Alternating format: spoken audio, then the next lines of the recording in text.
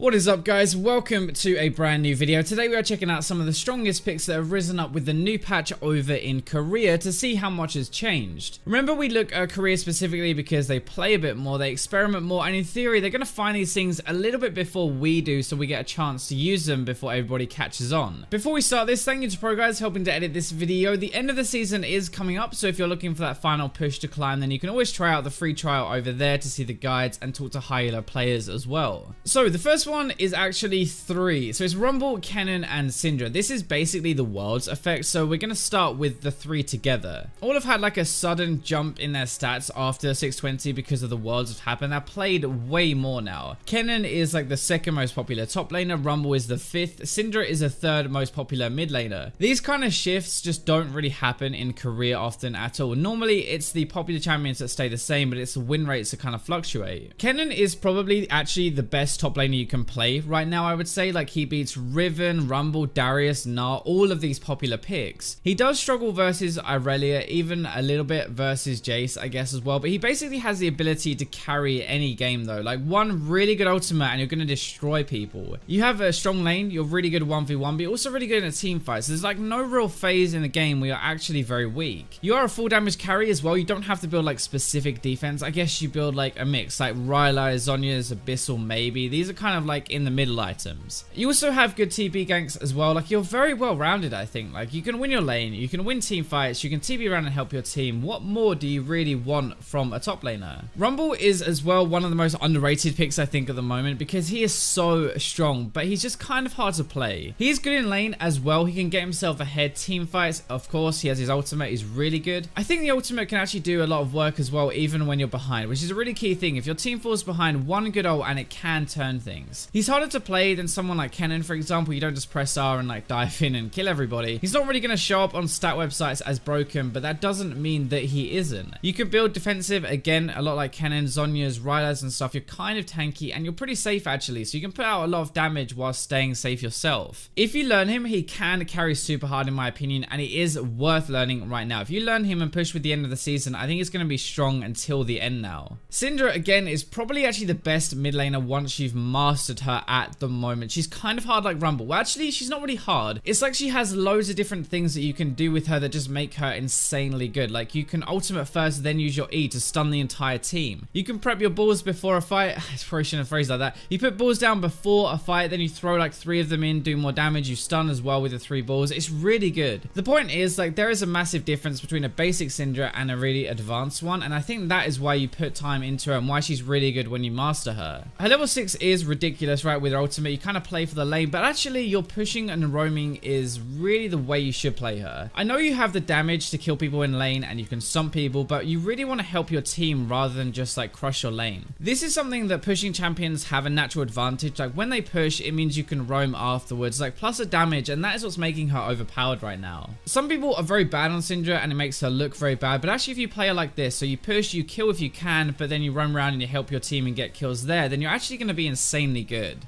So Twisted Fate is the first champion doing a ton of better this patch, like a spike in win rate wise, and it's partly because of Syndra actually, because he has a good matchup. It sounds very weird, right? Because Twisted Fate is weak in lane versus Syndra, who is strong in lane. It kind of comes down to a few things, but the first one is the pushing. Like, it keeps her contained because Twisted Fate can actually push just as hard as Syndra. She can't push and roam. He can actually roam better with his ultimate, of course. You take Cleanse to remove the stun and just run away, and actually you don't beat her, right? You beat her team. This is something really important with Twisted Fate, but why he has actually got such a good win rate right now in Korea is because it's how all of these matchups go. LeBlanc, Lux, Malzahar, Victor, all very popular, all stronger than him, but he wins the map and not his lane. There's also lots of choice with build stuff depending on the game as well, and flexibility with build is always really important because it lets you adapt to the actual game and do what's best for that certain situation. Like, Abyssal would be hard lanes, maybe Syndra for example, or the LeBlanc. Rod of Ages would be more of a mid-game item, I guess. Zhonya's would be team fight, Lichbane will be damage. You can order these how you like depending on the game. Rod of Ages is the only one you probably need to get first if you're going to get it, but you can get what you need. If you need damage, you get Lichbane. If you need defense, you get Zhonya's or Abyssal. He is kind of an early game pick. Like, you win early and you push your advantage. That's what he brings to the table now more than others, and that is why you would play him. So Jace top lane, I don't think too many will be surprised with this after how Worlds has gone, but still a massive jump in play rate and win rate this patch. This is actually really important. That's how you know something is broken, by the way. If you play it more and it wins more, then it obviously is really good. He's basically an early game champion right now. That's how he's played. You win lane super hard, you poke while it chunks like half of everyone's health, and you win from that. He's not really a late game pick at all, but early game he is unstoppable, and he has a good matchup versus a lot of top laners right now. Riven, Kennen, Irelia. He smashes Darius, by the way. Some of this will be like because he's new, you're not really sure how to play the matchup, but some of it is that he's just that strong. Him being Irelia though is kind of scary, to be honest, because she is supposed to be good versus him. There used to be a trinity of top laners a few seasons ago. So it used to be Darius, Jace, and Irelia were the three most popular, and Jace would beat Darius, Darius would beat Irelia, and Irelia would beat Jace. So it would go around in a little circle. The fact that Jace can break this circle right now, beat Darius really hard, and also beat Irelia just means he is very strong.